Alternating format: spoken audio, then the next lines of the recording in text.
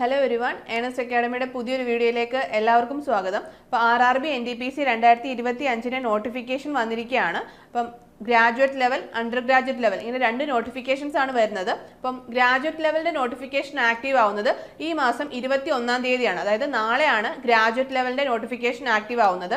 അതേപോലെ under ഗ്രാജുവേറ്റിന്റെ notification വരുന്നത് ഈ മാസം 28-ാം തീയതിയാണ്.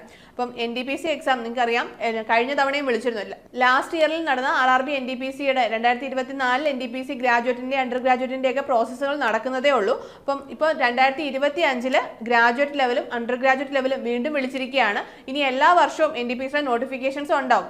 റെയിൽവേ എല്ലാ വർഷവും ഇനി എക്സാംസ് കണ്ടക്ട് ചെയ്യുമെന്ന് ഓൾറെഡി പറഞ്ഞ കാര്യമാണ്. അപ്പം RRB NTPC 2025 നോട്ടിഫിക്കേഷൻ വരുമ്പോൾ graduate level, under graduate level. ഇപ്പോൾ ഗ്രാജുവേറ്റ് ലെവലിൽ വരുന്ന പോസ്റ്റുകളാണ് station master, goods train manager, traffic assistant, CCTS, JAA, senior clerk cum typist തുടങ്ങിയവ.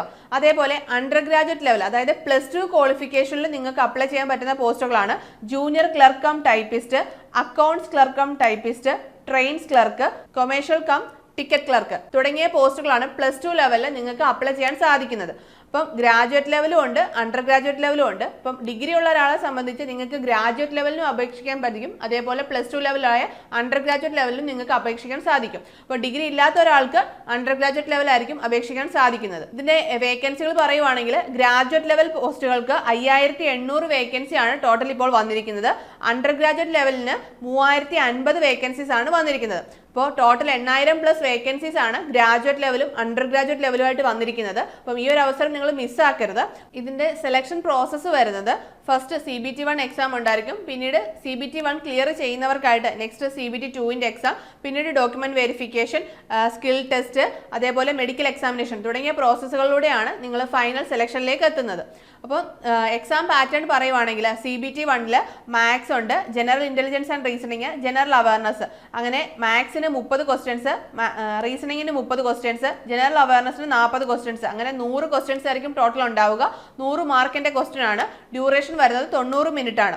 CBT 2ലും സെയിം ടോപ്പിക്സുകളായിരിക്കും വരുന്നത്. ക്വസ്റ്റ്യൻസിന്റെ ലെവലിൽ വ്യത്യാസങ്ങൾ ഉണ്ടാവാം. അപ്പം മാത്സിന് 35 മാർക്കിന്റെ ക്വസ്റ്റ്യൻ ആണ് വരുന്നത്. ജനറൽ ഇന്റലിജൻസ് ആൻഡ് റീസണിങ്ങിന് 35 മാർക്കിന്റെ ക്വസ്റ്റ്യൻസ്, അതേപോലെ ജനറൽ അവയർനെസ്സിന് 50 ക്വസ്റ്റ്യൻസ് ആണ് ടോട്ടൽ ഉണ്ടാവുക. അങ്ങനെ ടോട്ടൽ 120 ക്വസ്റ്റ്യൻസ്, 120 മാർക്കാണ്. ഡ്യൂറേഷൻ അവിടെയും 90 മിനിറ്റ്സ് തന്നെയാണ്. അപ്പോൾ CBT 1 ക്ലിയർ ചെയ്യുന്ന ഒരാൾക്ക് മാത്രമേ CBT 2 അറ്റൻഡ് ചെയ്യാൻ സാധിക്കുകയുള്ളൂ. അപ്പം CBT 2 കഴിയുമ്പോൾ നമ്മൾ നേരത്തെ പറഞ്ഞ പോലെ ഡോക്യുമെന്റ് വെരിഫിക്കേഷനും സ്കിൽ ടെസ്റ്റും അതേപോലെ മെഡിക്കൽ എക്സാമിനേഷനും അങ്ങനെയായിരിക്കും പ്രോസസ്സ് വരുന്നത്. നോട്ടിഫിക്കേഷൻ വന്നതേ ഉള്ളൂ. അപ്പം നിങ്ങൾ പഠിച്ചു തുടങ്ങേണ്ട കറക്റ്റ് ടൈം ഇതാണ്. അപ്പോൾ നമ്മുടെ ഏണസ്റ്റ് അക്കാഡമിയിൽ നമ്മൾ ലൈവ് ക്ലാസ്സസ് സ്റ്റാർട്ട് ചെയ്യുകയാണ്. RRB NTPC 2025ന്റെ ഗ്രാജുവേറ്റ് ലെവലും അണ്ടർ ഗ്രാജുവേറ്റ് ലെവലും. അപ്പോൾ നമ്മുടെ കോഴ്സിലോട്ട് നിങ്ങൾക്ക് ലൈവ് പ്ലസ് റെക്കോർഡഡ് ക്ലാസ്സസ്, ഒരു പേഴ്സണൽ മെന്റർ സപ്പോർട്ട്, വാട്സ്ആപ്പ് ഗ്രൂപ്പുകൾ, നിങ്ങൾക്ക് ഈ ഒരു എക്സാം ക്രാക്ക് ചെയ്യാൻ ആവശ്യമായ എല്ലാ കണ്ടന്റും നമ്മുടെ ഈ പുതിയ ബാച്ചിൽ ഉണ്ടായിരിക്കുന്നതാണ്. അപ്പോൾ നമ്മുടെ ബാച്ചിനെ കുറിച്ചുള്ള കൂടുതൽ ഡീറ്റെയിൽസ് അറിയാൻ നിങ്ങൾക്ക് താഴെ കാണുന്ന ഗൂഗിൾ ഫോം ഫില്ല് ചെയ്യാവുന്നതാണ്. അപ്പോൾ നോട്ടിഫിക്കേഷൻ വരുമ്പോൾ നോട്ടിഫിക്കേഷനുമായി റിലേറ്റ് ചെയ്തിട്ടുള്ള വീഡിയോസുമായിട്ട് നമ്മൾ വരുന്നതായിരിക്കും. അപ്പോൾ എല്ലാവർക്കും ഓൾ ദ ബെസ്റ്റ്.